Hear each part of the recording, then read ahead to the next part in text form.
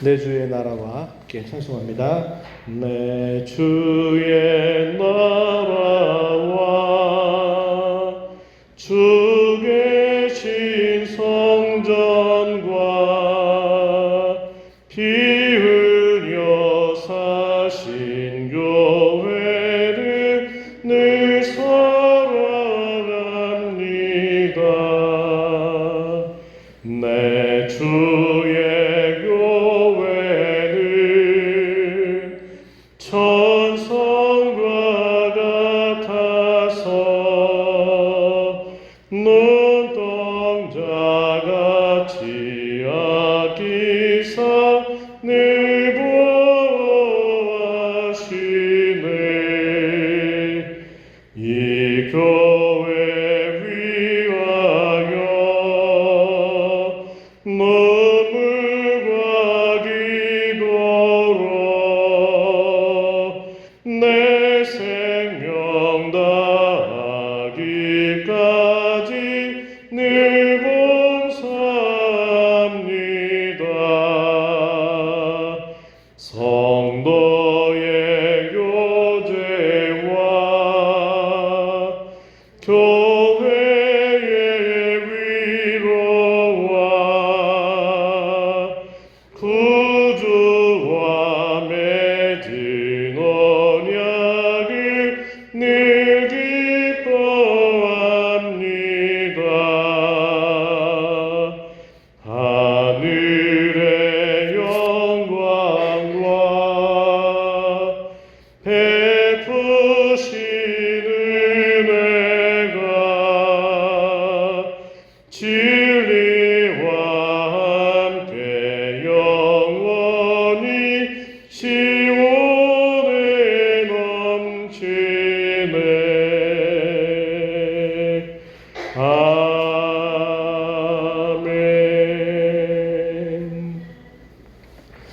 이 곡은 우리가 잘 아는 곡이에요. 짧은 가사지만 이 가사를 한번 이렇게 곱씹어 보면 교회가 얼마나 영광스러운가 하는 것을 우리에게 잘 알려줍니다. 교회라 생각할 땐 항상 여러분들 이렇게 늘 말씀드리지만 건물을 생각하지 말고 지금 같이 모여있는 저와 여러분이 우선은 교회, 그렇죠? 또 우리가 주일날 혹은 병화 중에 참여하지 못한 우리 성은교회라고 하는 이름 아래 속해 있는 모든 신자들, 새가족을 포함해서 다양한 신자들이 교회입니다.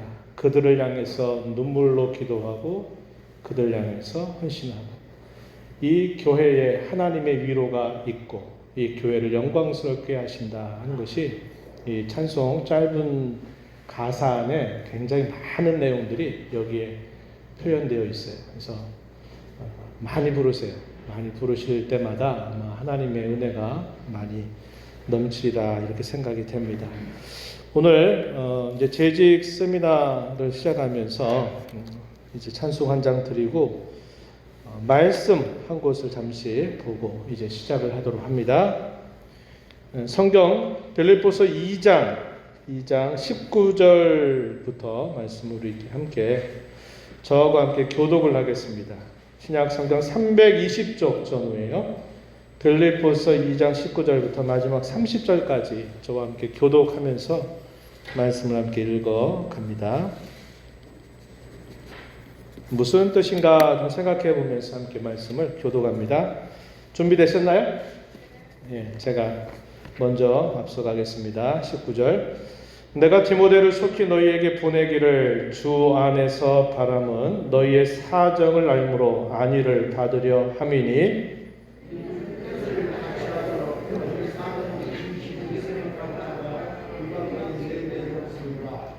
그들이 다 자기 일을 구하고 그리스도 예수의 일을 구하지 아니하되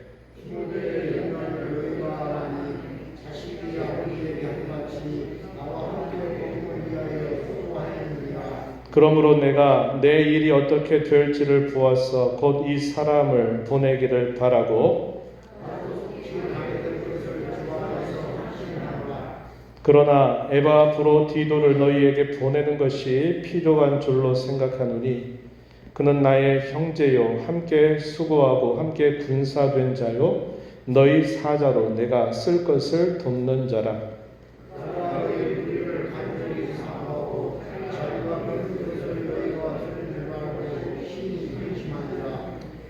그가 병들어 죽게 되었으나 하나님이 그를 긍휼히 여기셨고 그뿐 아니라 또 나를 긍휼히 여기사 내 근심 위에 근심을 면하게 하셨느니라.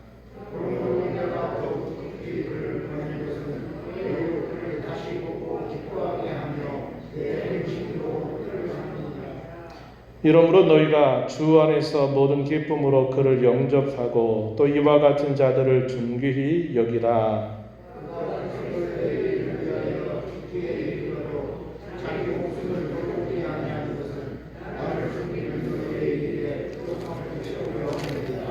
아멘. 3장 좀 뒤로 가서 우리 다시 한번 좀 읽어보겠습니다. 3장 18절 한번 가서 봅니다. 18절부터 마지막 절까지 역시 교독할게요. 3장 18절부터 21절인데 18절 제가 먼저 읽겠습니다. 내가 여러 번 너희에게 말하였거니와 이제도 눈물을 흘리며 말하노니 여러 사람들이 그리스도의 십자가의 원수로 행하느니라.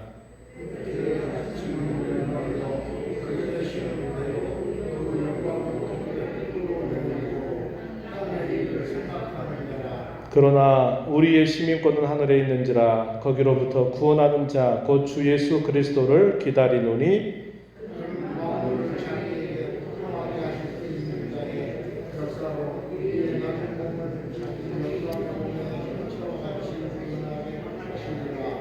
아멘. 아멘. 예, 오늘 빌립보서 2장 19절 이하고 30장 3장 뒷부분 말씀 잠시 읽었습니다. 앞부분에 바울 사도가 추천하는 두 사람의 이름이 등장하죠. 누구였어요? 자식처럼 여기는 디모데하고 또 누굽니까? 6글자로 되어 있는 에바브라 디도가 소개가 됩니다. 많은 사람들이 자기 일을 구하고 그리스도 예수의 일을 구하지 않지만 디모데와 에바브로 디도 그들의 주님을 향한 헌신, 성도를 향한 헌신 혹은 교회를 향한 헌신 그것이 너무나 귀하다는 사실을 칭찬하는 내용이 2장 19절부터 마지막 절까지 쭉 소개가 됩니다.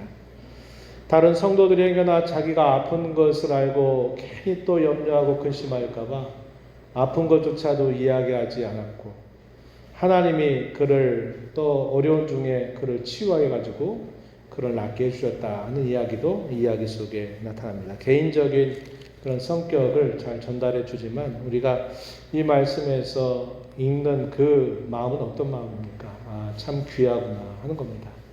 바울 사도의 곁에는 참 많은 사람들이 지나쳐 갔어요. 그래서 처음부터 끝까지 신실하게 그와 함께 복음의 동역자로 있었던 인물이 있었고 또 어떤 사람들은 처음에는 긴가민가 존재감이 없었던 사람이 흐르는 시간 속에서 하나님을 사랑하고 하나님께 헌신된 사람이 되어서 정말 주님의 교회에 필요한 사람이 된 인물들도 있어요. 근데 안타깝게도 반대로 처음에 함께 하였던 사람 중에 또 많은 사람들이 그 길을 떠나서 세상으로 나아간 사람들도 있습니다. 이 복음의 동역자들의 여러 모습, 여러 모양들이 나타나고 있는 것을 보게 돼요. 하나님께서 이런 말씀들, 어떻게 보면 굉장히 개인적인, 사적인 그런 내용들인데도 기록을 통해서 지금까지 2000년 동안 많은 교회가 이 사실들을 읽고 또 듣고 배우게 하는 뜻은 뭡니까? 우리가 살아가는 삶 속에서도 이런 일들이 늘 있다는 거예요. 뭘 교훈합니까? 처음에는 좀 부족해도 갈수록 주님께 정말 귀하게 살아가는 사람이 되든지 아니면 처음부터 끝까지 한결같은 신실함으로 주님 앞에 늘 살아가든지 그러나 이렇게는 되지 말아라. 처음에는 잘 갔다가 나중에 결국 떠나버리는 사람은 결코 되지 말아라 하는 것을 교훈하시기 위해서 기록으로 남겨두신 겁니다.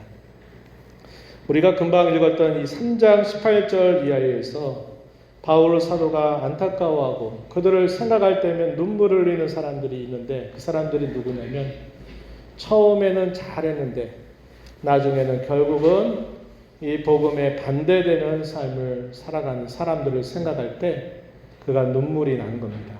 왜 그렇게 됐을까? 그러지 말았어야지 하는 그런 마음을 이런 편지 가운데서 표현하고 있는 거예요.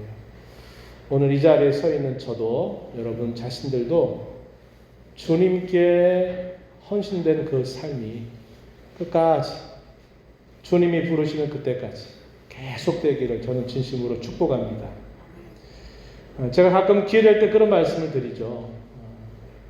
우리가 이 땅에서 우리의 수고로운 육신의 삶을 마무리하면 그때는 새로운 삶이 우리를 기다리고 있어요. 우리가 비록 여기서 흠도 있고 실수도 하고 부족함이 있어도 우리가 주님을 위해서 무엇인가를 내가 해볼 수 있고 주님 기뻐하시는 일을 내가 해볼 수 있는 기회는 이 땅에 있는 시간이에요. 근데 이 시간은 누구도 알지 못하는 시간입니다. 여러분들 바라기는 여러분들 자신이 우리 표대가 되시는 예수님을 이렇게 바라보고 그래서 여러분이 살아가는 그 삶의 마지막 순간까지 내가 부족하고 허물이 있어도 그래도 나는 예수님을 사랑하고 예수님을 위해서 내가 이런 일들을 할 수 있구나 하는 것을 여러분들이 많이 남기시면 좋겠어요. 이 시간들이 천년만년 우리를 기다리지 않고 언제나 내가 마음만 먹으면 되는 게 아니라 기회라고 하는 것은 우리에게 주어졌을 때 그 기회를 활용해야지 그 기회라는 게 지나가고 나면 그 기회를 잡지 못하게 됩니다. 그래서 다른 사람들과 이렇게 비교하고 신앙생활을 하면 그게 안 보여요. 나는 그래도 이런 정도 하는데 왜 저 사람은 저 성도는 왜 저렇게 밖에 안 할까 이런 생각을 하면요. 나도 앞으로 못 가고 그 사람도 앞으로 못 가요. 근데 어떻게 하자? 표대 되시는 주님을 바라보고 내가 다른 사람과 비교하는 게 아니라 다른 사람을 위해서는 기도하고 또 최대한 격려하고 그렇게 해서 어찌하든지 같이 걸음을 가도록 우리가 힘을 쓰면서도 우리의 바라볼 대상은 어디다? 표대 되시는 예수님을 바라보고 가야 돼요. 예. 옆에 있는 분들 막 둘러보고 비교하면 나도 못 가고 함께 못 가요. 그렇게 하지 말고 내가 남은 시간 동안 그래도 내가 이렇게 육신을 가지고 있을 때 내가 살아가는 주님 위해서 내가 무엇인가를 해볼 수 있다는 것 이걸 보람으로 여기고 이것을 즐거움으로 여기고 이것을 가치로 여길 수 있으면 좋겠어요. 그래서 그럴 때는 주님만 바라보고 가는 겁니다. 그리고 옆에를 둘러볼 때는 언제? 같이 독려하고 기도해서 같이 처지지 않도록 같이 해서 같이 가는 거죠. 옆에 사람 비교해서 막 불평하고 화내봐야 누가 손해입니까? 그런 사람이 손해예요. 우리 그런 일 참 많이 경험하거든요. 그러니까 그렇게 하지 말고 그래 내가 이렇게 육신의 장막에 내가 거하는 동안 그래도 부족하지만 내가 주님을 위해서 교회를 위해서 다른 성도를 위해서 기도할 수 있고 내가 자그만 거 어떤 거라도 할 수 있는 것을 보람으로 여기고 즐거움으로 여기고 주님이 주신 기회라고 여기고 그렇게 앞을 향해서 나아가는 저와 여러분이 되기를 진심으로 당부를 드립니다. 자, 이제 오늘 이야기를 들어가기 전에 잠시 기도하겠습니다. 하나님 아버지 감사합니다. 2023년도 새해를 열어주시고 또 저희들이 해마다 연초에 또 저희들을 직분자로 세우시고 저희에게 여러 사역과 은사를 또 허락하여 주셔서 또 주님을 위해서 또 주의 몸된 교회를 위해서 또 무엇인가를 할 수 있도록 저희들을 불러주시고 또 이렇게 어떻게 하면 좋을까 하는 이 시간을 가지고 고민하고 또 다짐하고 도움을 받으며 출발하도록 인도해 주셔서 감사합니다. 피곤치 않게 하시고 맑은 정신과 마음을 주시고 또 이 말씀을 통해서 오늘도 성령님이 내게 하시는 말씀이 있다면 놓치지 않고 잘 듣는 귀한 시간 되게 주옵소서. 예수님 이름으로 기도합나이다. 아멘. 자, 교환을 좀 보시고, 교환이 잘 안 보여 하시는 분들은 뭘 보시면 되냐면 앞에 이걸 보셔도 돼요. 그리고 필요한 것들은 여러분들이 펜 가지고 이렇게 쓰셔도 됩니다. 똑같아요. 앞에 있는 여러분 받으신 요 작은 글씨하고 그리고 여기 스크린 나가는 글씨가 다 똑같은 내용 그대로 올라가 있습니다. 그래서 필요한 부분들은 이렇게 펜으로 옆에 쓰셔도 되고 이걸 보셔도 되고 앞에 이 스크린을 보셔도 좋습니다. 자, 이제 시작을 할게요. 첫 번째 이야기는 먼저 우리 이번에 그 재직 세미나의 주제 한번 보세요. 재직 일꾼인가 신자인가 한 겁니다. 재직 일꾼인가 신자인가. 첫 번째 이야기는 일꾼으로서의 재직에 대한 것입니다. 우리가 많이 했던 내용들도 또 반복이 되는 부분도 있는데 좀 잠깐 좀 점검해 보도록 그렇게 합니다. 첫 번째 이야기는 일꾼으로서의 재직, 두 번째 이야기는 신자로서의 재직. 제가 여러분들과 뭘 나누고자 하는 것이 머릿속에 그려질 거예요. 재직은 일꾼이면서 동시에 신자여야 된다. 이런 것을 여러분들과 오늘 나누고 싶은 겁니다. 자, 첫 번째 이야기 들어가 볼게요. 재직으로 반드시 이것은 알아야 된다 하는 내용입니다. 재직이라고 하는 말, 우리가 이제 아마 알고 있으리라고 생각이 되는데 한번 이렇게 정리해봐요. 재직이란 교회에서 봉사하는 모든 직분, 이것을 재직이라고 말합니다. 한자말로 모두 제자를 사용해요. 모두 제. 또 직자는 직분을 나타내는 직이죠. 그래서 모든 직분을 맡은 사람, 이게 재직이라고 하는 말이고요. 교회 가운데서는 목사가 있고요. 또 장로가 있습니다. 장로에는 시무장로가 있고 또 협동장로라는 게 있어요. 시무장로는 지금 우리 이장근 장로님이 시무하시는 장로죠. 협동장로라고 말하는 때는 언제냐면 예를 들어 다른 교회에서 장로로 시무를 했는데 먼 이사나 어떤 사정으로 인해서 또 다른 교회에 등록을 해서 그곳에서 이제 있게 되는 거예요. 그래서 협동장로는 교회 가운데서 실제적인 재직으로서의 역할은 충분하게 감당하지 않아요.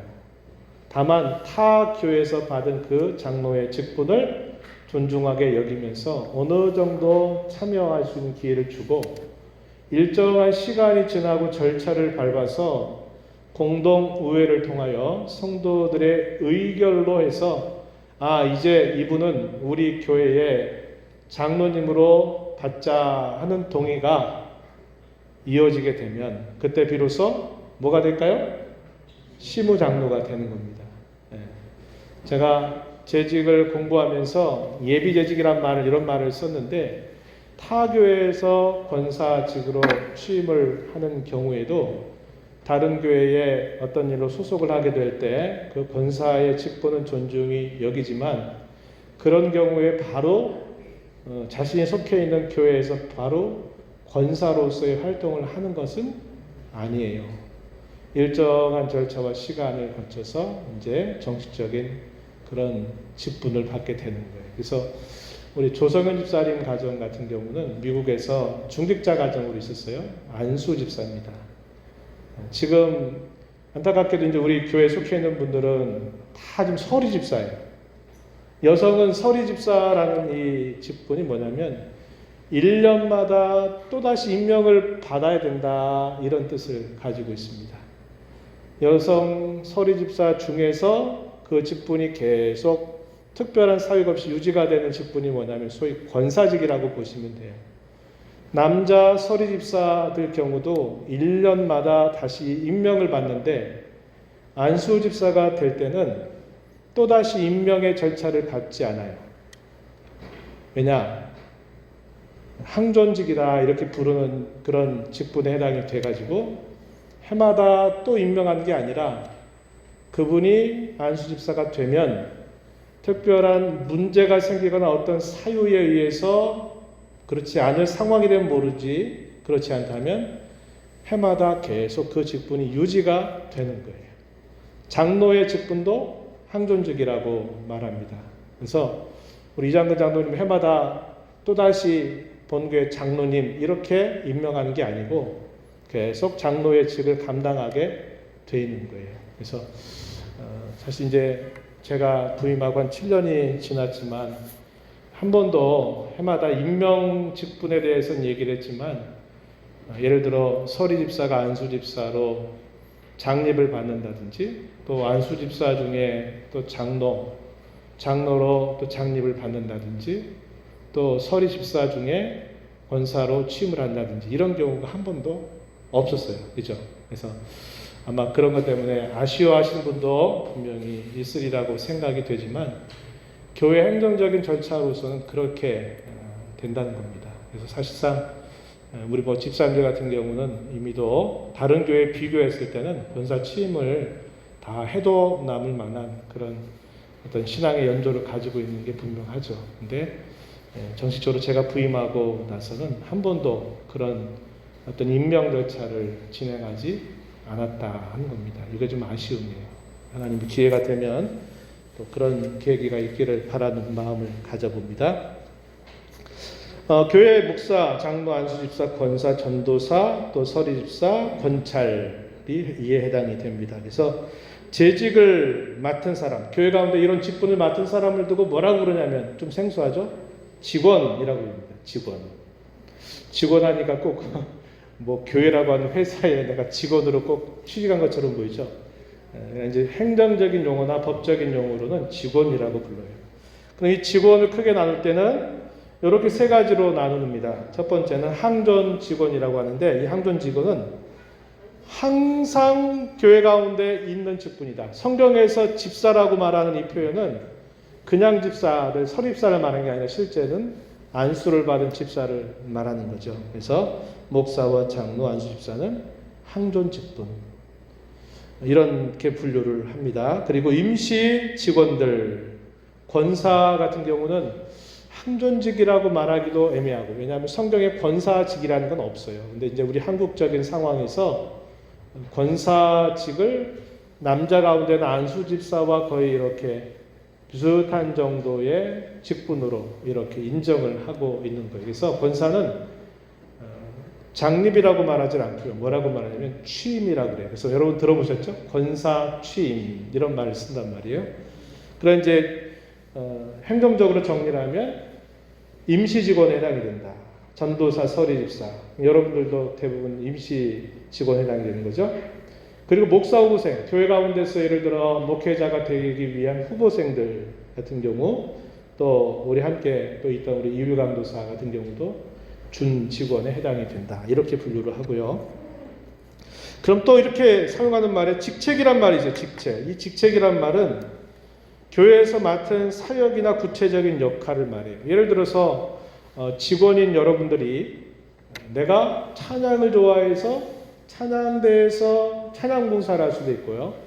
또 각 기관에서 뭐 회장이나 부회장이나 어떤 임원들을 맡게 될 수도 있고 내가 아이들을 좋아해서 이 아이들을 가르치는 주일학교 교사가 될 수도 있죠.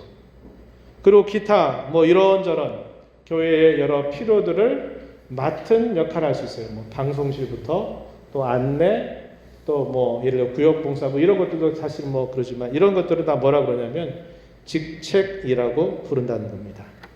예. 근데 이런 모든 일들은 이것은 실제적인 일은 눈에 보이는 일이죠.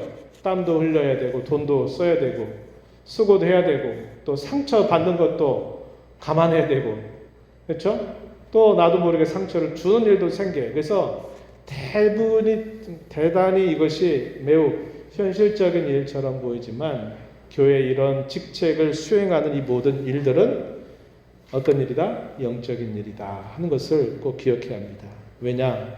이것이 우리 하나님과 관계된 일이기 때문에 그래요. 그래서 때로 우리가 어떤 일들을 할 때 서로 마찰과 갈등과 충돌이 있고 의견이 다르서 또 서로 좀 이렇게 의견 때문에 막 얼굴이 붉혀지는 경우도 없지는 않지만, 그러나 그때 생각해야 될 게 뭐냐면, 내가 하는 일은 내가 그저 사람을 대하는 일은 이런 게 아니라 이 모든 일은 누구와 관계된 일이다?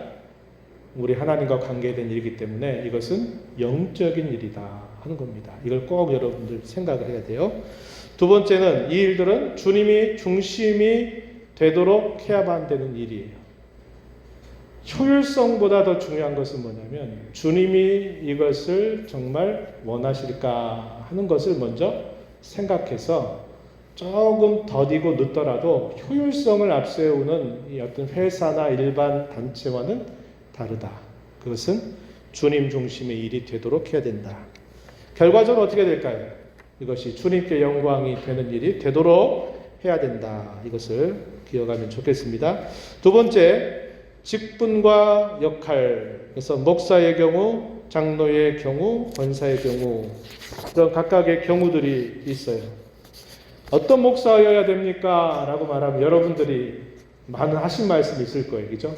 목사님은 적어도 이래야 되죠. 이렇게 말할 수도 있고, 그러면 어떤 장로님이 되어야 됩니까? 그러면 장로는 말이에요, 이렇게 정도는 뭐가 돼야 되지 않겠어요? 또 이렇게 말할 수 있어요. 안수 집사, 권사 다 그에 맞는 무엇인가 기대하는 부분이 있을 수 있어요. 그러나 여기서 이제 말하는 이런 역할은 그 사람이 어떻다 저렇다 그런 걸 떠나서 우선적으로 그 직분이 무슨 일을 해야만 되는 일인가 하는 것을 먼저 생각해야만 되는 부분이다 하는 겁니다. 목사와 장로는, 목사도 사실은 장로라고 부르기도 해요. 근데 일반 시무장로와 비교해서 목사를 장로라고 부를 때는 어떻게 부르느냐, 목양장로 이렇게 표현하거나 목양장로, 아니면 또 뭐라고 표현하냐면 가르치는 장로다 하는 겁니다. 목사는 심무하는 일을 하면서도 동시에 하나님의 말씀을 가르치는 역할을 하는 사람이다. 그래서 가르치는 장로라 이렇게 부르기도 합니다. 그래서 장로로 이야기할 때는 일반 장로와 목사가 포함되어 있는 말로 돼요. 그래서 대한예수교 장로회라고 말할 때 이 장로회가 말하는 게 뭐냐면, 목사와 우리 말하는 시무 장로를 다 포함해서 이걸 장로회라고 합니다. 가끔 봄철, 가을철에 노예 갈 때, 노예가 있어요. 제가 기도해 달라고 부탁할 때 이제 저도 가고 이렇게 장로님도 같이 가요. 그래서 가르치는 장로, 심무하는 장로가 함께 모여서 노예에 속해 있는 여러 교회들의 어떤 영적인 일, 교회적인 일들을 함께 처리하고 이런 일들을 할 때 노예가 하는 겁니다. 그래서 그런 의미가 있다. 권사의 역할, 어떤 역할일까요? 성도들을 잘 보듬어주고 위에서 기도하고 좋은 모범을 통해서 잘 이끌어주는 그런 역할을 하는 직책이다 이렇게 보시면 되겠고요. 직분이다 보면 되겠고, 서립사, 집사의 경우는 대개 재정의 회무를 보게 돼 있고, 특별히 구제와 관계된 일들에 집중적으로 역할을 감당할 직분입니다. 그래서 교회 가운데서 구제하고 뭔가 성도들의 어려운 형편이 없는지를 돌아보고 살피는 역할들은 집사가 맡는 주요한 직책 중에 하나다 하는 것을 우리가 알 수 있어요. 자, 다음 페이지로 넘어가서요. 요구되는 자세, 직분을 귀하게 여겨 달라는 것이고요. 직분을 받을 때 서약을 여러분들이 했어요. 그리고 실제로 또 교회 가운데 이런 직분들이 세워질 때 성도 앞에서 실제로 서약을 합니다. 서약을 해요. 그 서약의 내용을 우리가 그냥 가볍게 여기지 말아야 돼요.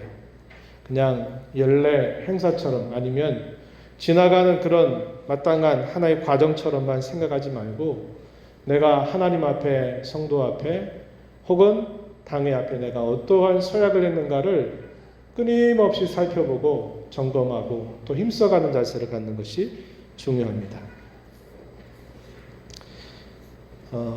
저기 전도서 5장 4절 말씀에 보면요, 이 서약이나 맹세는 같은 성격이 아닌 이것도 예배의 한 중요한 요소에 해당이 돼요. 그만큼 서약이나 이 약속이라고 하는 것은 굉장히 중요한 일이구나, 하나님이 이것을 매우 중요하게 보시는구나 하는 것을 우리에게 가르쳐 주고 있는 겁니다. 그래서 소원하였거든 갚기를 더디게 하지 말라. 하나님은 우매한 자들을 기뻐하지 아니하시나니 소원한 것을 갚으라. 이렇게 성경이 우리에게 가르쳐 주고 있어요. 모든 직분의 근본적인 전제가 뭘까? 마가복음 10장 45절 말씀입니다. 우리 함께 한 목소리로 말씀을 읽어봅니다. 시작. 인자가 온 것은 섬김을 받으려 함이 아니라 도리어 섬기려 하고 자기 목숨을 많은 사람의 대속물로 주려 함이니라. 인자가 온 것, 예수님 자신을 뜻하는 말이죠. 제자들이 누가 더 높은 자리를 차지할까 자리 다툼이 일어나고 분쟁이 일어나니까 예수님이 세상의 나라들은 그렇게 해서 높은 권력을 자리를 가지려고 하는지 모른다. 그러나 하나님의 나라는 그렇지 않다. 내가 여기 온 것은 내가 뭐 하려고 왔다고요? 섬김 받으려 한 게 아니라 나는 섬기러 왔고 나는 내 목숨을 많은 사람을 위한 대속의 제물로 주려고 왔다. 이렇게 말해요. 그래서 교회 가운데 주어진 모든 직분의 가장 중요한 시작점은 섬김이에요. 섬김. 목사도 섬김이요, 장로도 섬김이요, 모든 직분은 섬김에 있다. 어떤 자리에 군림해가지고 이렇게 힘을 행사하는 것 이전에 섬기는 자리에 있다 하는 것을 우리는 꼭 기억해야 합니다. 재직을 왜 세울까요? 우리 잘 아는 성경 구절이죠. 에베소 4장 12절 13절 보니까 한마디로 뭘 위해서? 그리스도의 몸을 세우게 하기 위하여 교회 가운데 재직을 세웠다. 이렇게 우리에게 가르쳐 줍니다. 그리고 그 직분이라든지 또 여러 교회에서 감당하는 사역이나 은사는 매우 다양하다라는 사실을 우리에게 이야기해줘요. 고린도서 12장 4절 이하에서 이야기해주고, 그러나 그 모든 다양함이 있을지라도 그 목적은 뭐라고 얘기합니까? 유익하게 하기 위함이다. 같은 말이에요. 그리스도의 몸을 세우려 합니다. 혹은 유익하게 하기 위함이다. 이걸 다르게 뭐라고 말하냐면 덕을 세우기 위함이다. 건덕 한자말로 세울 건자 덕덕자 해가지고 덕을 세우는 것이 목적이다 하는 것을 우리에게 가르쳐 주고 있어요. 그리스도의 몸을 세운다는 그 의미는 뭘까요? B번에 보면 성도 개인이 그리고 공동체 전체가 성장하고 성숙하는 것을 말한다 하는 겁니다. 그걸 두고 그리스도의 몸을 세우는 것이다. 이렇게 우리가 이해할 수 있는 표현이에요. 그 표현이 좀 틀렸죠? 그리스도의 몸을 세우는 것, 그것에 있다. 그래서 참 우리는 이제 현실적으로 어떻습니까?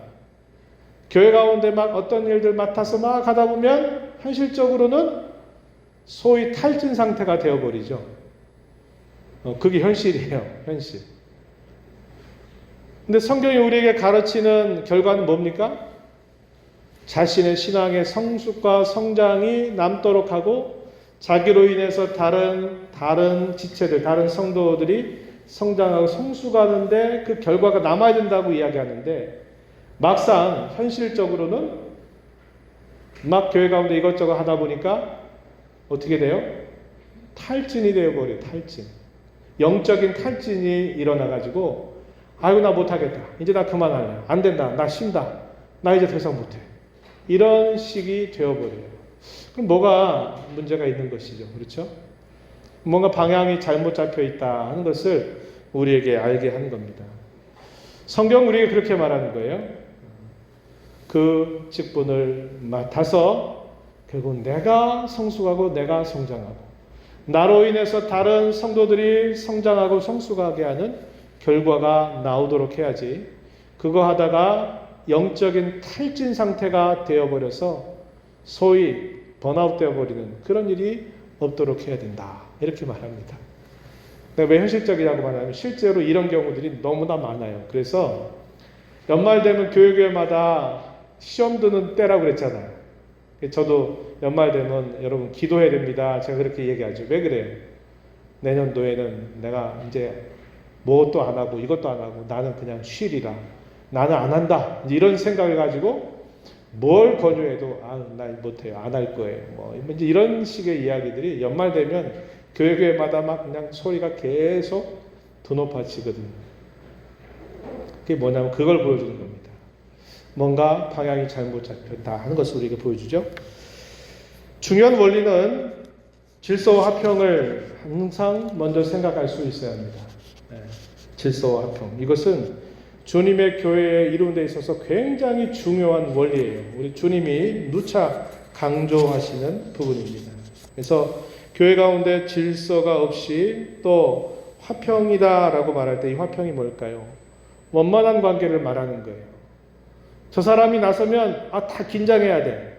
저 사람이 무슨 말만 하고 어떤 행동만 하면 막 불안하고 뭔가 떨리고 뭔가 함께하고 싶지 않고 이런 일이 생기면 이것도 잘못된 거다 이 말이에요. 화평을 도모해야만 합니다. 그리고 질서를 따라야 된다. 이거 중요한 원리고 또 더 중요한 원리가 있죠. 그게 뭐냐면 사랑의 원리라고 하는 겁니다. 사랑이 전제가 되지 않고 동반되지 않으면요. 아무리 그게 옳은 일처럼 보여도 열매가 없어요. 열매가 없어요. 여러분들도 많이 느껴보실 겁니다. 구역이나 기관이나 어디를 이끌어서 뭔가를 할 때 어떤 마음이 들어요? 안타까운 마음이 들기도 하다가 때로는 막 그냥 분이 나기도 하고 원통한 마음이 들기도 하지 않습니까? 그럴 때가 많아요. 그럴 때 그런 마음이 드는 것은 어떻게 보면 자연스러운 일일 수 있지만 그렇게 해가지고 내가 그것을 그때그때 막 표출해 보세요. 그때는 후련할지 몰라요. 근데 그 끝은 아무에게도 유익이 안 돼요. 이걸 꼭 기억해야 됩니다. 제가 목사로 있으면서 제가 더 많이 느끼겠죠. 재직들의 각각의 자리는 이런 자리, 이런 역할, 이런 걸 해줘야 되는데 제가 볼 때 안 그러거든요. 그러면 이런저런 생각이 많아져요.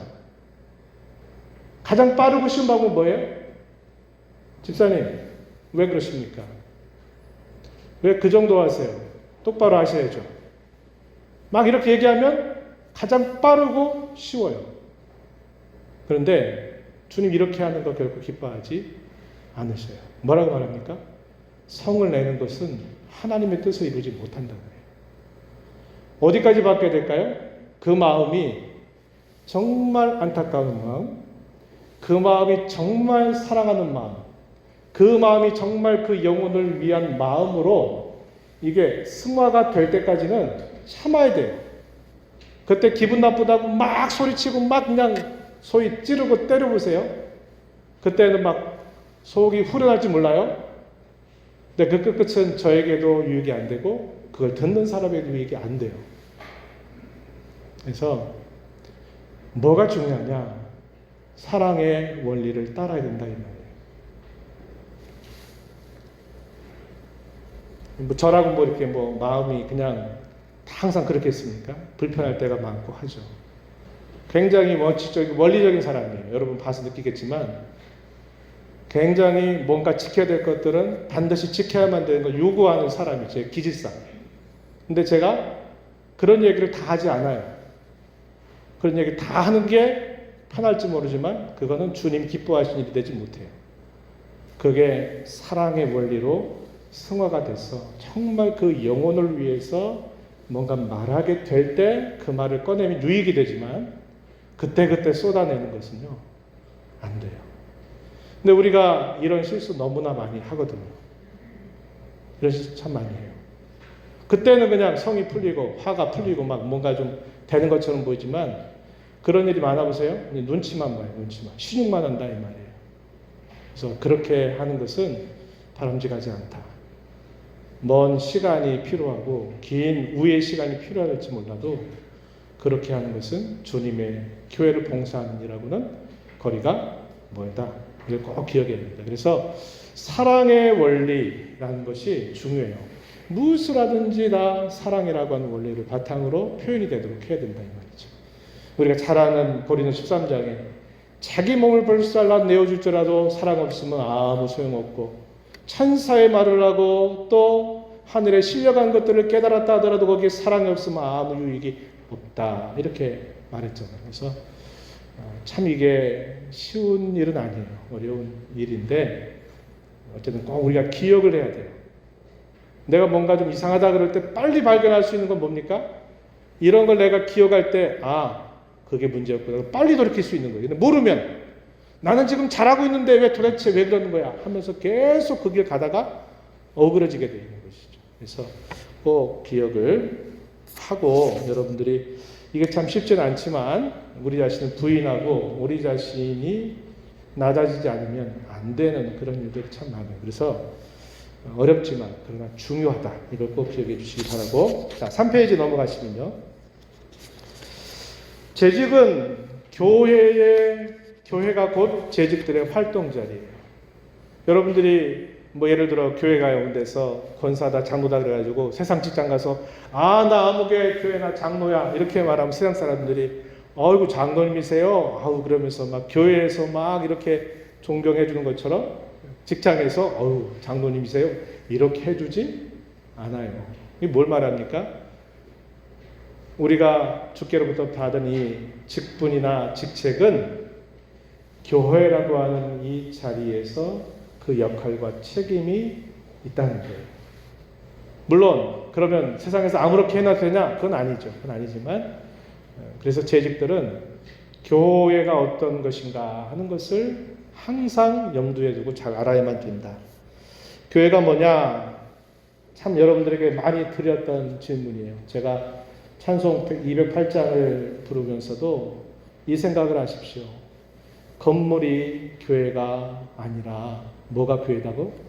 여기 함께 모여있는 사람들. 여러분이 편하게 생각하는 사람도 있고 때로는 좀 불편하게 여기는 사람도 있지만 그들이 다 누구다? 교회다 하는 생각을 하고 또 다양한 사람들, 다양한 연령, 다양한 신분, 다양한 출신의 사람들이 우리 성은교회라고 하는 이름으로 함께 모인 그 모든 사람들이 뭐다?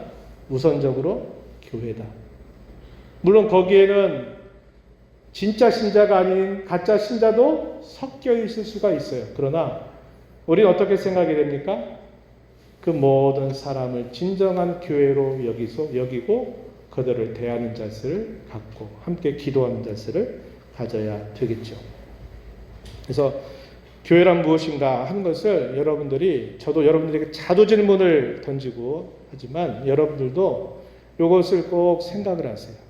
교회가 무엇인가? 이것은 우리 성도들 한 사람 한 사람이 교회고 그 한 사람 한 사람이 모여 있어서 우리의 신앙, 우리의 실력, 우리의 수준이 어떠하든지 간에 그 모여 있는 이들이 누구다? 교회다. 이것을 꼭 여러분들이 생각을 해주시기 바라고요. 이 땅에 있는 교회는 완전한 교회는 없다 하는 것 잘 알고 있어요. 그만큼 아무리 해도 완벽하고 흠이 없는 일은 없다. 항상 문제가 생기게 마련이다 하는 것을 생각해야 합니다. 나도 그럴 수 있고 다른 사람도 그럴 수 있다. 불안하다 보니까 어떤 일이 크게 일어나느냐? 보이지 않는 전쟁이 크게 벌어지고 있다 하는 것을 꼭 기억을 해야 하겠습니다. 불완전한 그 틈을 삐집고 들어와 가지고 누가 그것을 막 부추길까요? 우리의 원수 마귀가 그것을 막 삐집고 들어와 가지고 거기에 막 역사하는 거예요. 역사.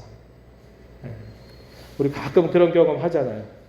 뭔가 막 해야 되는데 막 분위기가 이상해요. 막 이상하고 이게 왜 그런지 몰라. 이상하게 마음도 막 그냥 서로 안 맞고 막 뭐가 이상해. 이런 일들 생길 때 가끔 보죠. 우리의 약점들을 틈타고 들어오는 이 사단의 이 활동과 괴계가 참 많다는 거예요.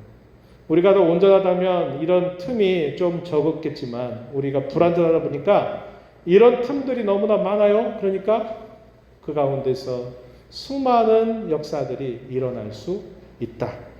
그래서 우리는 서로를 위해서 기도해야 된다는 겁니다. 자, 우리 성원교회를 부를 때 대한예수교 장로회 대신교단 경동로에 소속한 장로교회입니다. 우리 주보 내용을 혹시 여러분 눈여겨보신 적 있어요? 주보의 가운데 겉면 혹시 보신 분 있어요? 한번 손 들어 보시겠어요? 주보 겉면 그 가운데 겉면에 나와 있는 거. 네. 뭐 유집사님 뭐 드신 거예요? 뭐 머리 불척하다가 내리시는 거예요? 그 표현이 굉장히 중요한 표현이에요. 여러 가지 함축된 내용을 담고 있고 우리 교회가 어떤 교회냐 할 때 현실은 아직 우리가 많이 모자람이 있어도 우리의 교회는 이런 방향과 목표를 가지고 우리 기도하고 오늘도 앞으로 가고 있습니다. 라는 걸 보여주는 거예요. 대한예수교 장로회라는 말을 아까 간단하게 말씀드렸어요. 대한예수교 장로회. 우리가 흔히 사용하는 명칭인데 대한예수교 장로회 대신 교단. 교단을 말할 때 어디에 속해 있느냐 하는 것을 알려주는 게 이 대한예수교 장로회라는 겁니다. 여기엔 또 어떤 게 있어요? 우리가 잘 아는 성결교단, 순복음교단 같은 경우에도 하나가 아니라 몇 개로 나눠져 있어요.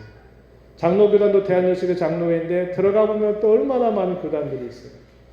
얼마 전에 들어봤더니 한 300몇 개의 교단이 있답니다. 우리 대한민국에. 얼마나 많아요. 굉장히 많아요. 그래서 이 앞에 들어가는 이 표현은 뭐냐면 어느 교단인가를 하나 가르쳐주는 하나의 지시적인 표현이에요. 대한예수교 장로회. 그 다음에 교단 이름이 나오죠. 우리는 대신 교단이다 한 겁니다. 우리 교단은 1961년에 자생적으로 출발한 교단이에요.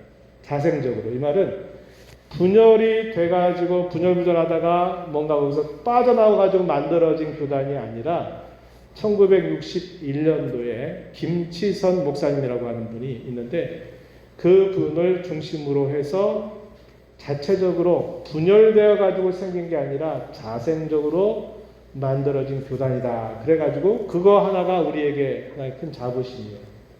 사실상 우리가 잘 아는 합동교단이나 통합측교단이라든지 이런 교단들은 원래는 하나였는데 어떤 중요한 이슈에 대한 입장이 갈라지면서 분열이 돼가지고 만들어진 교단. 그래서 뭐라고 부르냐면 예를 들면 통합 어떤 말이 들어가죠? 통합 교단이라고 말하지 않고 뭐라고 그래? 통합 측. 네, 통합 측. 그에 반해서 합동 측. 네, 측이란 말은 교단이 본래 하나였는데 그 하나의 교단에서 갈라졌다 이 말이에요. 분열돼 가지고 통합 측, 합동 측 이렇게 측자가 들어가는 것은 본래의 교단이 아니고 본래부터 다른 교단에 있는데 그것이 갈라져서 이렇게 만들어진 교단이다. 그걸 나타내는 거예요. 우리 대신교단은 대신 측이라고 말하지 않아요. 물론 이제 한 5년, 6년 전에 방배동에 있는 백석교단하고 통합을 하려고 했다가 그게 불법적으로 이루어지다가 분열이 돼가지고 지금은 4분 5일이 됐어요. 4개, 5개의 그냥 교단으로 찢어졌는데 저희 교회가 속해 있는 우리는 처음부터 그 일을 찬성하지 않고 처음부터 그 일에 함께하지 않은 거예요. 그래서 수호측이다 이렇게 말하는데 본래 대신교단을 말할 때는 이 수호측을 말하고 있는 거죠. 그래서 그런 의미가 있다.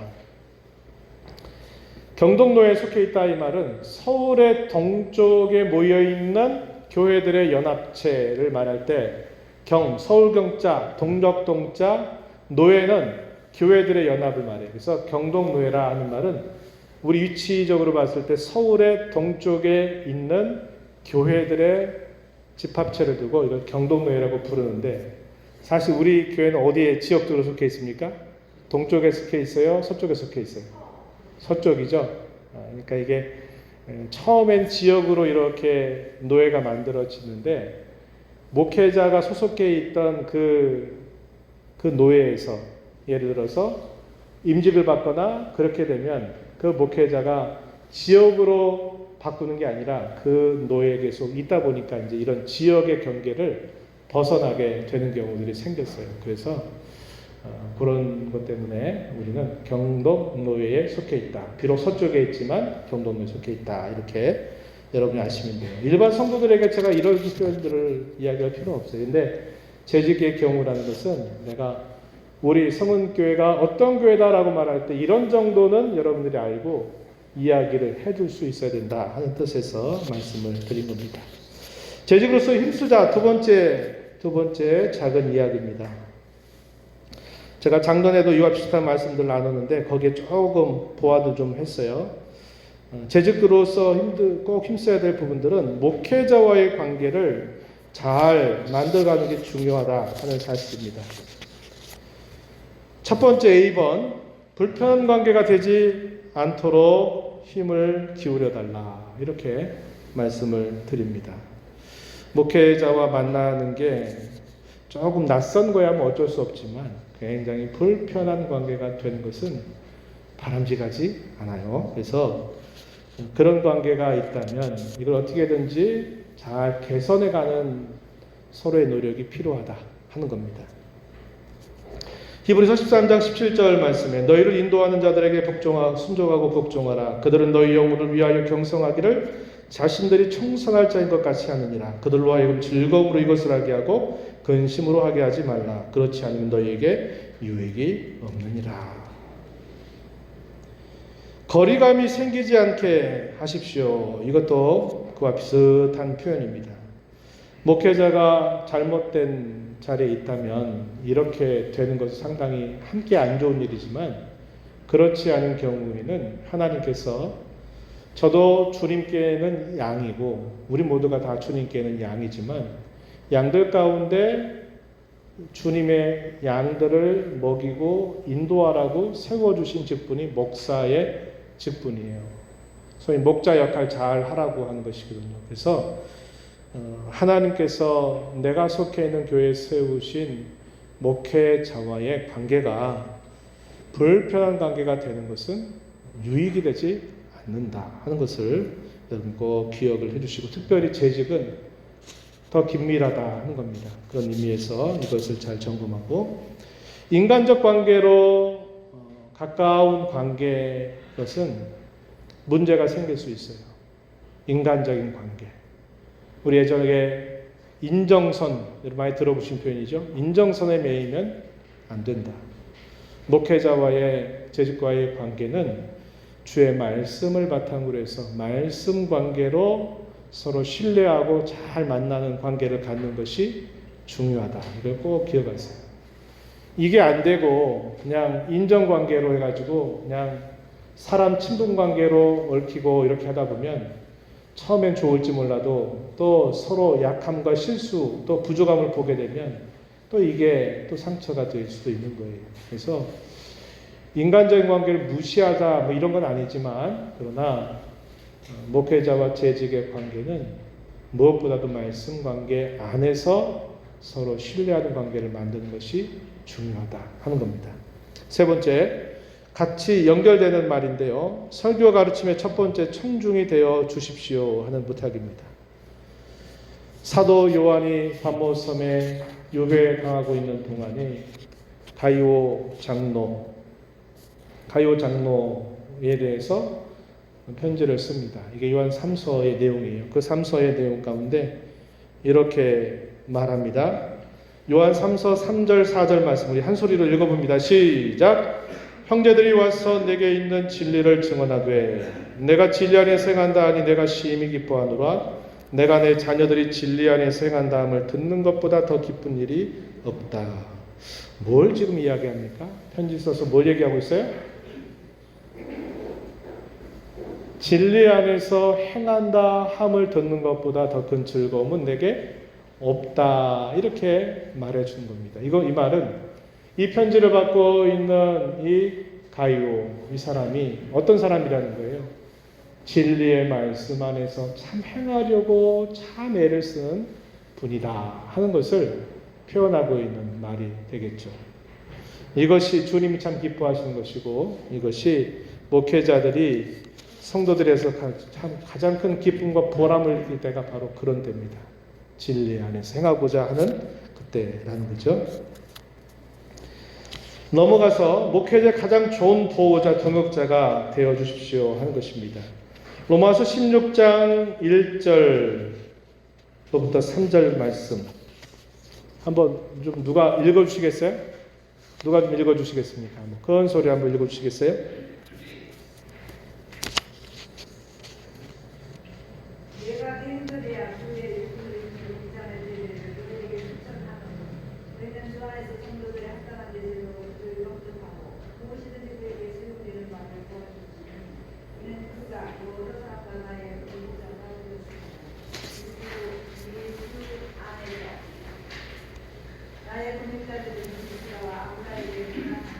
네, 감사합니다. 여기 로마서의 이제 마지막 편지 인사말을 쓰면서 바울 사도가 몇몇 사람들을 이름을 거론해가지고 소개를 해줘요. 금방 읽었던 말씀을 보니까 갱그레아 교회 일꾼으로 있는 누구요? 베베라고 하는 여인을 기쁜 마음으로 추천을 합니다. 그러면서 왜 그렇게 하는가 하는 이유 중에 하나 2절 끝부분에 보니까 뭐라고 말해요? 그가 여러 사람과 나의 보호자가 되었습니다. 복음을 위하여 수고하는 사도의 보호자, 믿음으로 살고자 하는 여러 사람들의 보호자 역할을 했다. 아마 나이로 보든 형편으로 보든 아마 더 좋은 그런 자리에 있었던 것 같아요. 그런데 그가 복음을 위해 수고하는 복음의 동역자들의 보호자가 되었다. 이렇게 표현하죠.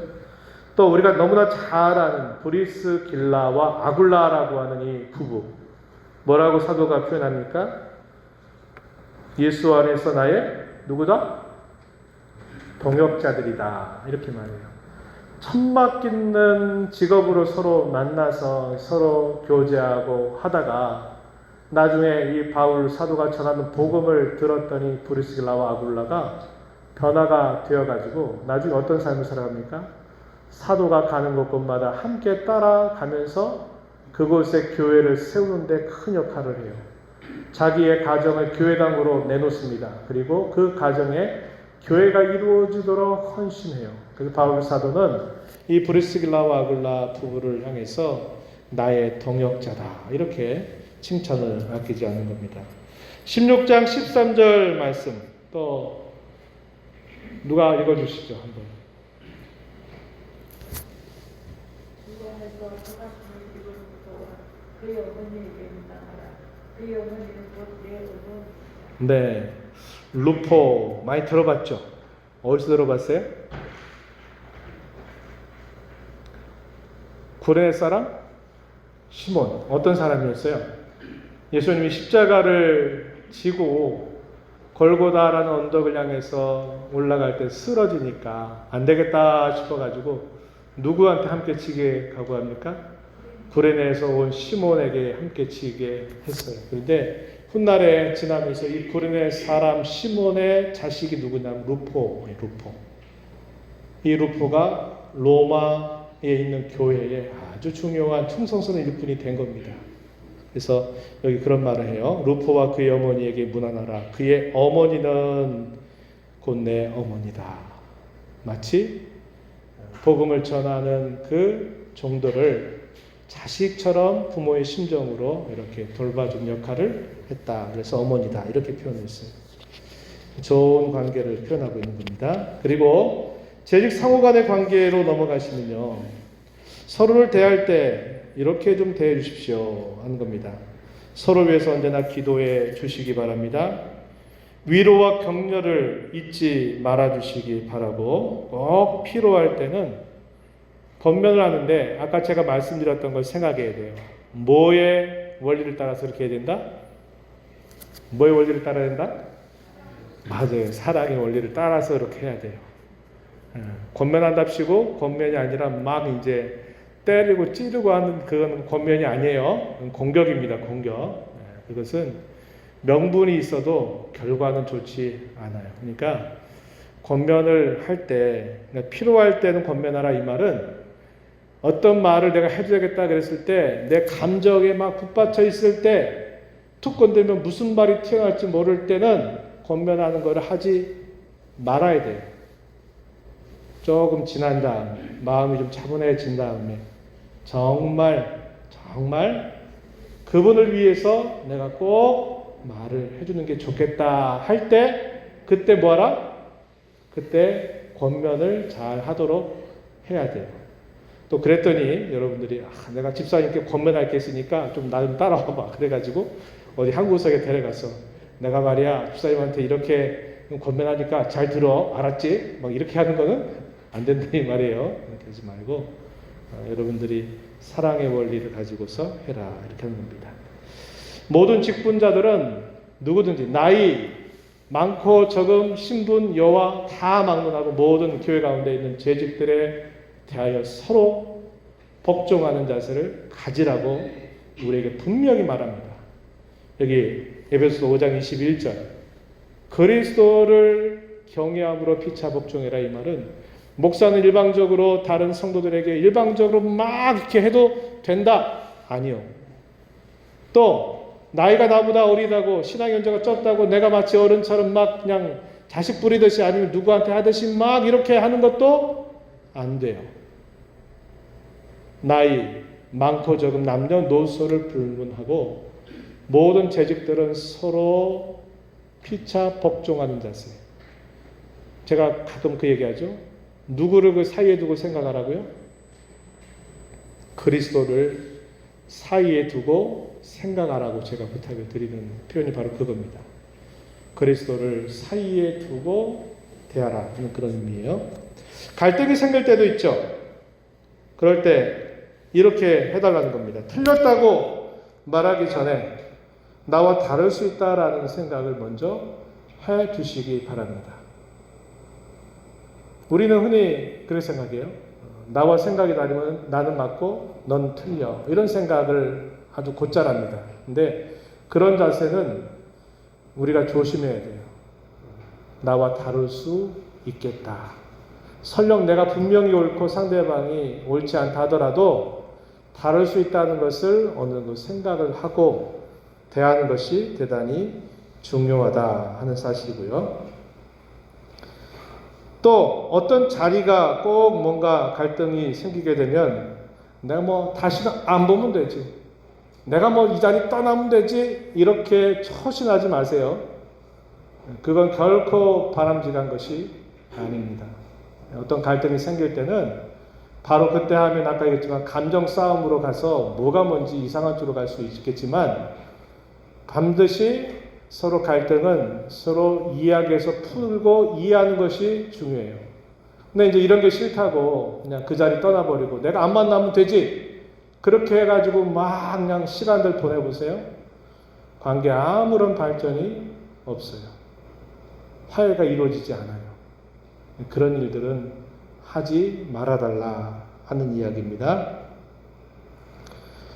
먼저 화해 손을 내밀면 내가 괜히 없어 보이고 내 체면이 좀 구겨진다 이런 생각은 세상 사람들 참 많이 해요. 근데 교회 안에서는 내가 잘못하고 부족한 것에 대해서는 또 내가 잘못했다고 부족했다고 이렇게 말할 수 있어야 됩니다. 그리고 그럴 때 또 어떻게 될까요? 상대방은 그렇지 그거 좀 젠작 그랬어야지 이렇게 나오지 말고 어떻게 해줘야 됩니까? 그 손을 따스하게 잡아줘요. 잡아주시라 이 말이에요. 내가 이렇게 되기를 기다렸어 말이야. 또 이렇게 얘기하면서 젠작부터 그럴 것이지 이렇게 나가면 안 돼요. 어떻게 해야 됩니까? 손을 잡아주는 거예요. 상대방이 잘못했다 하더라도 내가 그 손을 잡아줘요. 뭐 집사님 나라고 뭐 언제나 울적했어. 나도 그럴 수 있지. 뭐 이렇게 가지고 손 잡아주세요. 그럼 갈등 문제로 인해 가지고 그 두 사람이 더 단단하게 가까워지게 돼 있어요. 근데 갈등 생겨서 되게 문제가 더 커져서 안 봐! 이렇게 해가지고 가는 것은 바람직하지 않습니다. 그래서 어떤 어려움을 만났을 때 그 어려움을 지혜롭게 잘 풀면 그 어려움 때문에 더 사이가 좋아지고 단단해지는 그런 일이 있으니까 이런 마음을 가지고 서로를 좀 대해 주십사 부탁을 드리고요. 함께 봉사할 때가 있어요. 의견이 다를 때라도 의견이 다르면 어떻게 됩니까? 한 사람이 반대하면 무조건 다 그럼 하지 말아야 됩니까? 안 그럴 때도 있어요. 그럴 때 어떻게 돼요? 그때는 여러 사람의 의견들을 종합적으로 판단해 가지고 어떤 결정을 내야 돼요. 그러면 난 그거 반대야. 그러면서 나는 결코 거기에 반대야. 난 안 해. 이렇게 말하고 하면 그 일이 진행이 안 되게 돼 있어요. 그래서 여러분들이 어떤 그런 일들이 있을 때 비록 나하고 생각이 좀 다르더라도 다른 전체의 의견이 이렇게 했으면 좋겠다. 그럴 때는 생각은 달라도 결정이 되면 어떻게 해주라? 그 일이 되도록 힘을 모아주는 것이 재직으로서 함께 일을 할 때 꼭 필요한 자세다. 꼭 기억해 주시기 바라요. 그 다음에 그 부분은 넘어가죠. 그리고 각자가 짊어져야 할 짐들은 충실하게 짊어지고 함께 나누어져야 될 짐들은 어떤 한두 사람에게 그것이 너무 집중되지 않도록 짐을 나누는 자세를 꼭 가져와 달라고 부탁을 드려요. 아까 제가 안타까운 현실을 얘기했잖아요. 교회 가운데 일 많이 하는 사람이 완전히 영적인 탈진이 와가지고 나 다시는 안 한다. 이게 왜 그럴까요?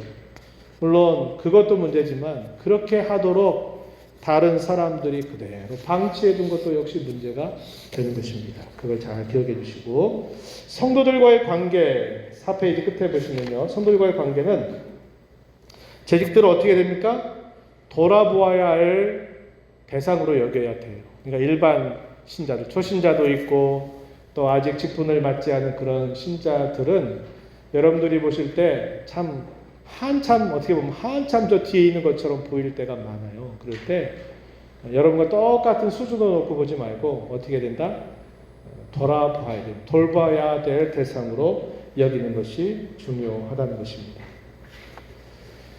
자, 그리고 5페이지 가셔가지고요. 좋은 관계를 만드는 건요, 진실하고 거짓됨이 없도록 해야 돼요. 이런저런 생각을 자기 생각의 속에 담그고 안 그런 것처럼 얘기하면 절대로 그 관계는 가까워질 수가 없어요. 진실해야 됩니다. 거짓이 없어야 돼요.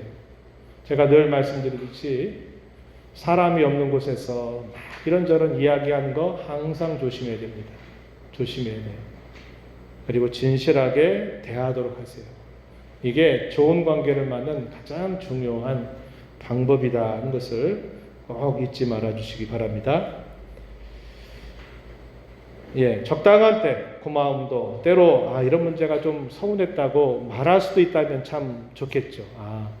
아무개 성도님은, 아무개 집사님은 이런 면에 있어서도 굉장히 좀 불편한 마음이 있구나 하는 걸 알게 되면 다음부터는 조심하게 되니까요. 그래서 이렇게 되면 좋겠다. 신앙점검표 여러분 작년에 여러분들이 저하고 만나셨던 분들은 이걸 한번 작성해 봤는데 이것을 보면은 이게 이제 사실상 주관적으로 볼 때는 이게 잘 안 보여요. 근데 여러분 그 마지막 페이지 한번 봐보세요. 마지막 페이지에 보시면요. 예배와 은신, 신앙교육과 훈련, 전도와 선교, 나눔과 선교, 성도의 교제, 개인 경건, 가정생활, 사회생활 여러 가지 항목들을 제가 이렇게 해서 채점을 한번 해보라 했는데 이것은 유용합니다. 유용해요.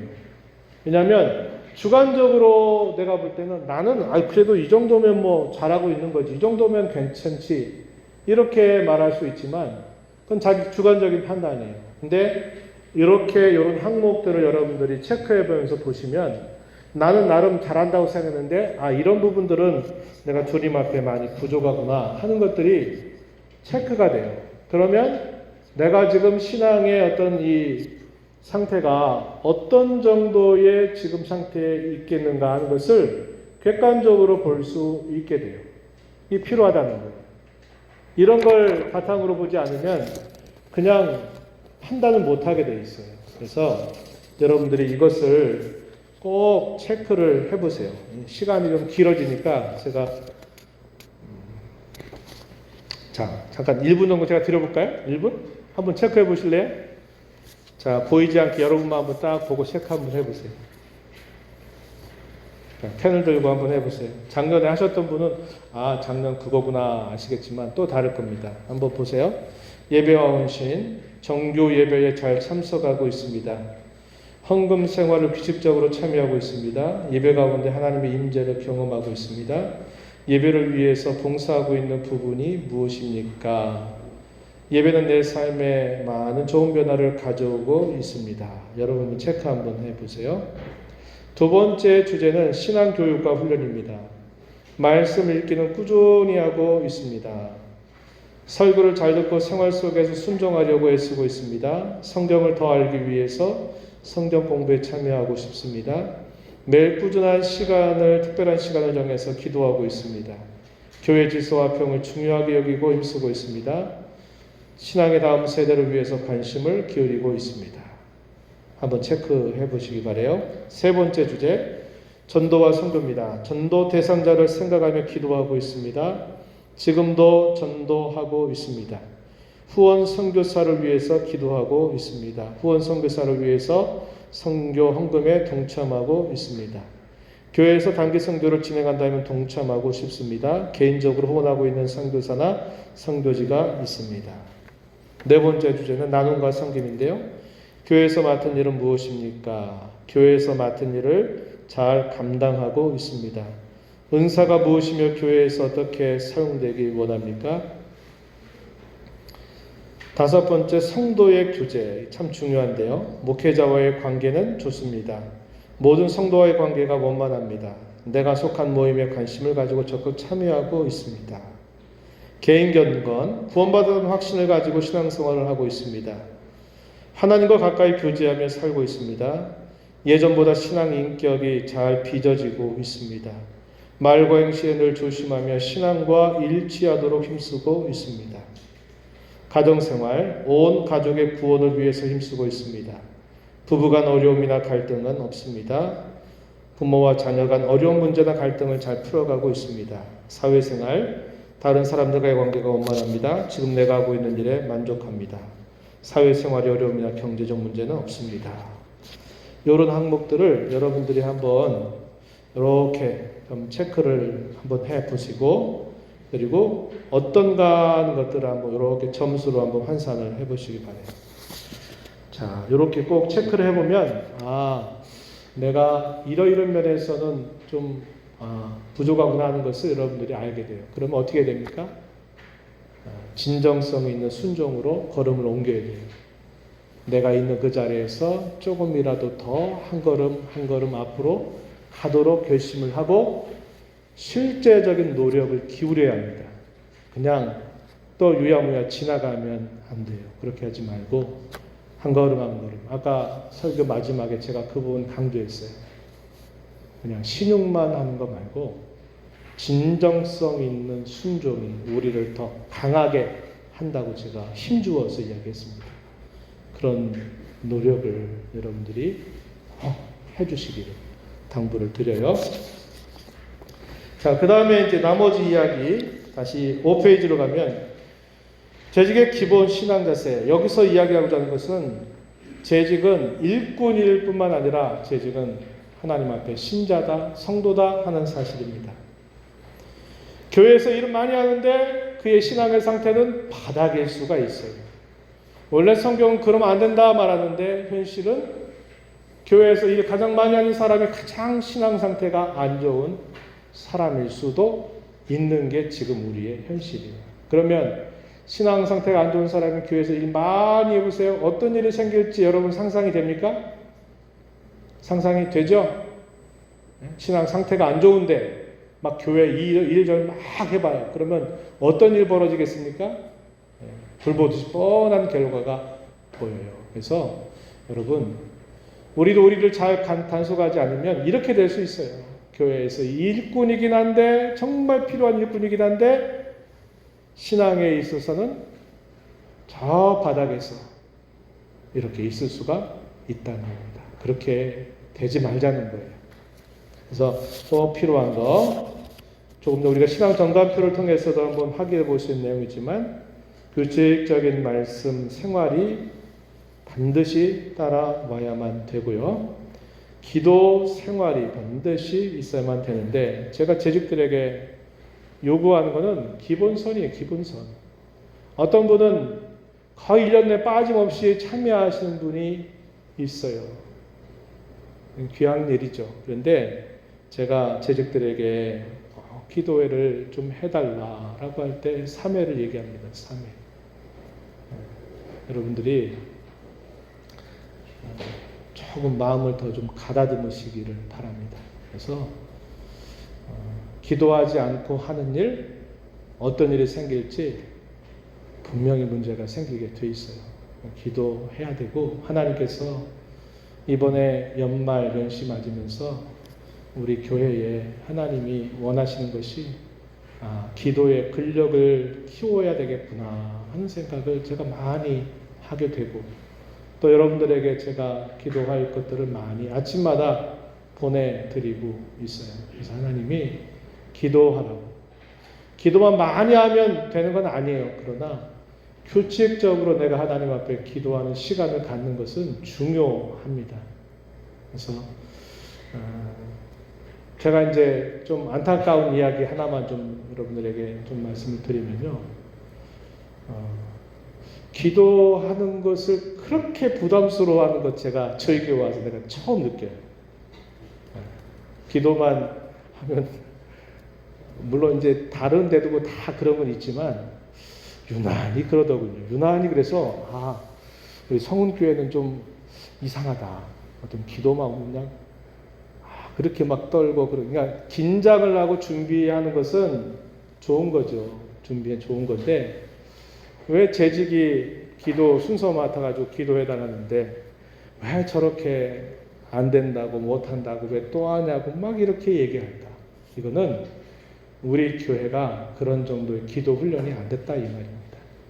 그래서 이번 기회에 여러분들이 규칙적인 기도 생활을 하는 게 중요해요. 새벽 시간이면 가장 좋겠지만 그 시간이 아니더라도 내가 하나님과 그냥 하나님 이거 해주세요 간단하게 말씀드리고 끝나는 거 말고 기도 속에서 하나님과 대화하는 거, 하나님의 뜻이 뭔가를 생각하고 뭘 원하고 나는 하나님께 뭘 바라고 하는 것들을 좀 깊이 하나님과 만나는 기도 시간을 규칙적으로 가져야 돼요.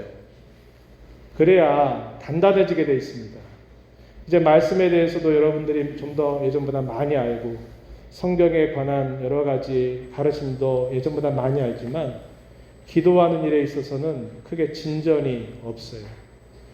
키워야 돼요. 그래서 꼭 여러분들이 그런 시간을 꼭 가져야만 된다는 겁니다. 그래서 지난 주일날 우리가 나눴던 말씀도 그렇잖아요. 우리가 주의 날개 그늘 아래 살다가 그 날개 그늘에서 새 사람으로 변화되게 될 그 날을 바라고 그 날개 아래 사는 법 우리가 기도하는 건데 믿음을 동반한 기도요. 인내를 동반한 믿음을 가지고 기도해야 된다. 오늘도 그 말씀 나눴죠?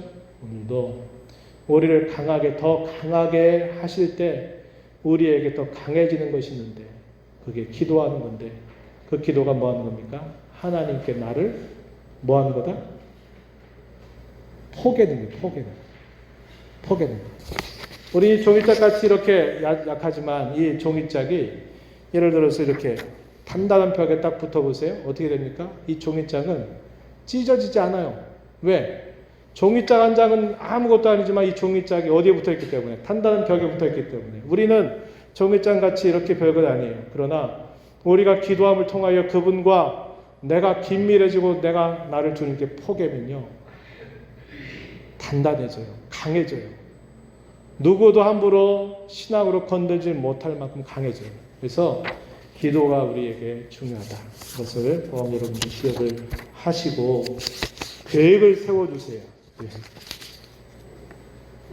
새벽기도 나온 게 그렇게 힘든 일인지 모르겠지만 계획을 세워서 여러분들이 기도의 근력을 키우세요. 기도의 근력. 근력이 약하면 안 되잖아요. 근력을 키워가는 일들을 해주십사 부탁드리고 주일 선수 그리고 헌금 생활에 대한 기본적인 태도에 관해서는 성경이 이렇게 가르치고 있다. A, B, C, D, E, F. 먼저 나 자신을 주님께 드리는 게 첫 번째. 그게 없이 헌금만 드리면 그건 주님 받으시는 헌금이 아니에요.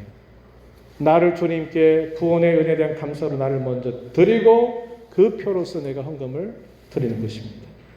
미리 준비해서 드리고 힘에 지나도록 때로는 드릴 수도 있어야 되고 즐거운 마음으로 드려야 되고 주의 영광을 위하여 드리는 마음이 있어야 되고 추수의 법칙, 심은 대로 거둔다라는 그런 법칙을 또 우리가 기억하면서 하나님께 많은 것으로 드릴 수 있는 자세를 가져야 되고 모든 헌금에 동참을 해주시기를 바라요. 내가 나름 결정해서 이건 하고 말고 그렇게 하시기보다는 조금씩이라도 하나님이 내게 주신 수입 중에 비율을 나눠서라도 조금씩이라도 이렇게 참여를 하는 방향으로 여러분들이 이 헌금을 좀 관리를 해서 드려주시면 좋겠다. 이렇게 꼭 말씀을 드립니다. 제 집은 어떤 분들이냐? 교회로 얘기하면 살림살이를 책임지는 사람들이에요. 이 말은 내가 교회의 중요한 주인으로서의 어떤 역할이 있다는 겁니다. 교회가 여러 가지 재정적으로 어렵다 그러면 재직들의 생각은 이거 남의 문제처럼 얘기할 게 아니고 어떻게 하면 될까? 내가 어떻게 하면 내가 조금이라도 더 참여할 수 있을까? 이런 마음을 갖는 게 재직이 기본적으로 가져야 할 마음 자세입니다.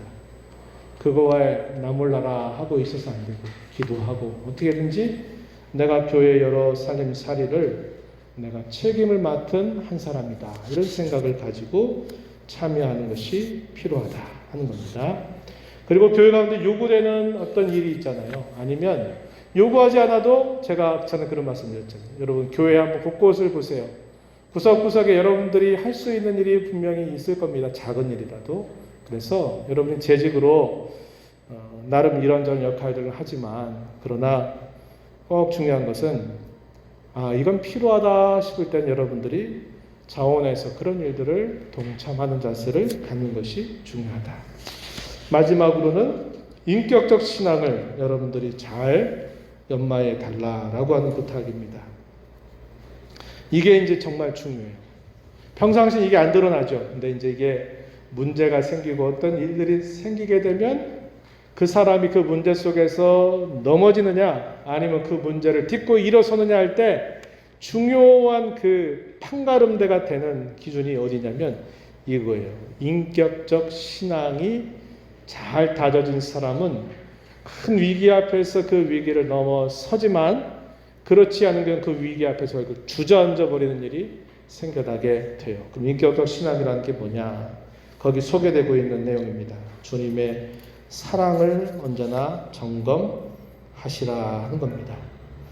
주님이 나를 사랑한다는 것, 내가 주님을 사랑한다는 것을 수시로 점검하라는 것, 또 우리가 할 수 있는 최선의 가치가 예배인데 그 예배를 통하여 내가 하나님을 만나고 교제하고 있는가를 끊임없이 점검하는 자세를 가져야 된다. 우리가 지지난주 그런 말씀을 나눴잖아요. 하나님을 잊은 제사, 하나님이 기억하시는 제사. 제가 그런 말씀 여러분과 주일날 나눴습니다. 하나님을 잊는 예배가 되지 않도록 우리가 잘 추스리고 챙기는 것이 필요하다는 것이고요. 성도 사랑을 발전시키세요. 이게 무슨 말입니까? 성도 사랑을 여러분들이 범위를 넓히시란 이 말이에요. 나는 늘 만났던 가까운 아무개 집사님, 늘 가까이 지내는 그분만 항상 교회 가운데서 가까이 만나고 다른 분들에 대해서는 별로 관심 두는 그런 마음이 아니라 여러분들의 그 사랑의 범위를 시간 속에서 늘려가시라는 거예요. 그래서 성도 사랑을 끊임없이 발전시키십시오 하는 겁니다. 왜? 주님 사랑은 곧 성도 사랑과 다르지 않기 때문에 그런 것입니다. 요한일서 4장 20절 21절 누구든지 하나님을 사랑하노라 하고 그 형제를 미워하면 이는 거짓말하는 자니 보는 바 그 형제를 사랑하지 아니한 자는 보지 못한 바 하나님을 사랑할 수 없느니라. 우리가 이 계명을 주께 받았나니 하나님을 사랑하는 자는 또한 그 형제를 사랑할지니라. 이렇게 말했습니다. 그 이하에 주어지는 말씀 행함과 진실함으로 사랑해야 된다 하는 말 역시 그와 같은 표현이에요. 마지막으로 성도의 교제에 동참하도록 하라는 겁니다. 요한일서 1장 3절과 4절 말씀에 이 성도의 교제는 인간적인 친분을 쌓아가는 것과 차원이 달라요. 하나님께로부터 받은 은혜를 또 받은 말씀을 가지고 내가 어떠했다고 나누고 또 내가 듣고 공유하고 말씀을 중심으로 해서 서로가 서로를 알아가고 공유하고 서로 유익을 나누고 더 풍성해져 가고 하는 것, 이게 성도의 교제에 있어서 참 중요한 것입니다. 그리고 이 성도의 교제는 실제적인 나눔과 공유도 역시 포함하고 있다고 하는 면에서는 굉장히 포괄적인 주제예요. 그래서 여러분 2023년도에 여러분이 재직으로 섬기고 수고하시면서 이걸 꼭 기억해 주셨으면 좋겠어요. 주님 사랑을 언제나 확인하시고 예배를 여러분들이 통해서 하나님을 만나고 교제하도록 힘쓰고 성도 사랑을 더 내가 실천하겠다 하는 마음 가지고 애써주시고 성도의 교제에 동참하고 또 잘 이끌어가는 그런 삶이 되기를 진심으로 바랍니다. 결론적으로 마지막 부분이요. 교회 방침과 목회자의 인도에 얼마나 응답하고 있는지를 점검하고 힘써 주십시오. 여태까지 많은 이야기들을 나눴어요. 그죠? 많은 이야기를 나눴는데 결론적인 이야기는 자, 이런 앞에 있는 이런 이야기들을 잘 기억 못하고 또 잊어버릴 수 있어요. 그러면 중요한 게 뭐냐? 목회자가 강단에 선포하는 말씀이나 또 여러 가르침들이나 무엇인가를 권면하는 것들을 여러분들이 그때그때 잘 듣고 그 가르침과 동떨어져서 살지 않도록만 여러분들이 노력하고 애를 쓴다면 괜찮습니다. 괜찮아요. 앞에 있는 내용들이 기억이 되면 좋지만 이게 또 그냥 다 이렇게 좀 기억이 안 나도 괜찮아요. 그러나 중요한 것은 교회 방침이나 목회자가 인도하고 이렇게 이끌어갈 때 여러분들이 그것에 거리감이 너무 떨어져 있으면 안 된다는 거예요. 재직은 절대로 그러면 안 돼요. 여러분들이 응답을 하셔야 합니다. 응답을 하세요. 여기에 많은 그런 의미들이 함축되어 있는 표현입니다. 그래서 이 마지막의 이야기는 가장 손쉽게 확인할 수 있는 그런 중요한 지침이 돼요.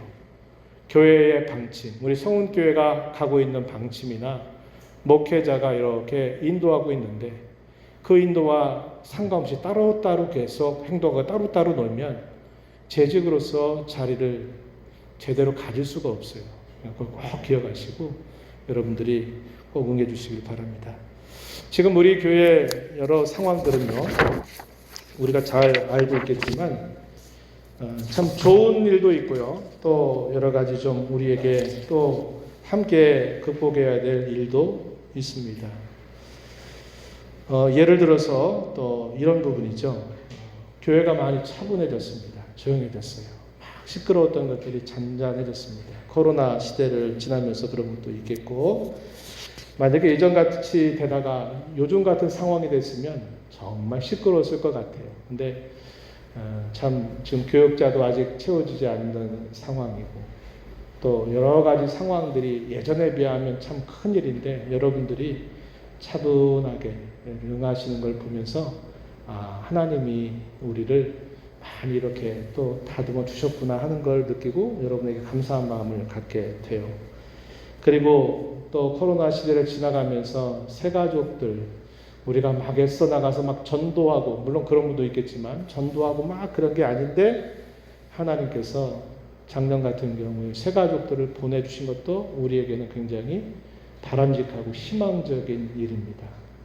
새해를 접어들면서 물론 작년에 오셨지만 또 지금 두 분이 어쨌든 등록을 했어요. 오늘도 또 반가운 한 분이 또 등록을 하셔서 잠시 이야기를 나누고 기도했는데 어쨌든 이런 일들은 참 우리에게 희망적이고 좋은 일입니다. 부정적인 부분도 있죠. 이건 우리 교회뿐만 아니라 코로나 시대 3년 정도 가까이 되어갈 때 예배당에서 멀어져 있는 예배당이라고 하는 이울타리 바깥에 있는 잃어버린 영혼들, 그 영혼들이 있다고 하는 것, 우리가 계속 기도하고 있는 제목이죠. 가족 구원이 좀 더 빨리 이루어졌으면 좋겠는데, 그죠? 우리 기도하고 있지만 이런 문제가 우리에게는 계속 기도하고 극복해야 될 일이다, 이런 생각이 들고, 재직들 나름대로 참여하는 수고하고 있는 분들이 많이 있지만, 그러나 여러분들 조금 더 적극적인 자세를 가져줍사 부탁을 드리고 싶어요. 우리 여전도 회원들께서야 뭐 또 그런 일도 하지만, 우리 남전도 회원들, 교회 이런 상황들을 볼 때는 지금 비상체제잖아요. 그죠? 비상체제예요. 그래서 뭐 교육자고 없도 하니까 이제 제가 이 모든 일을 다 하고 있어요. 가족들하고. 물론 여러분들이 또 기도하고 하니까 하지만, 이럴 때는 우리 재직들이 그냥 이렇게 되는 모양이다, 이렇게 있으면 안 되잖아요. 그러니까 이럴 때는 내가 어떤 부분들을 좀이라도 내가 좀 같이 할 수 있을까, 그런 일들을 여러분들이 좀 생각하고 이렇게 좀 적극적으로 응해 주시면 좋겠어요. 주일날 새벽부터 제가 바빠요. 그러니까 제가 딱 보면 금요일부터 계속 이제 긴장이 계속 고조돼요. 어디까지?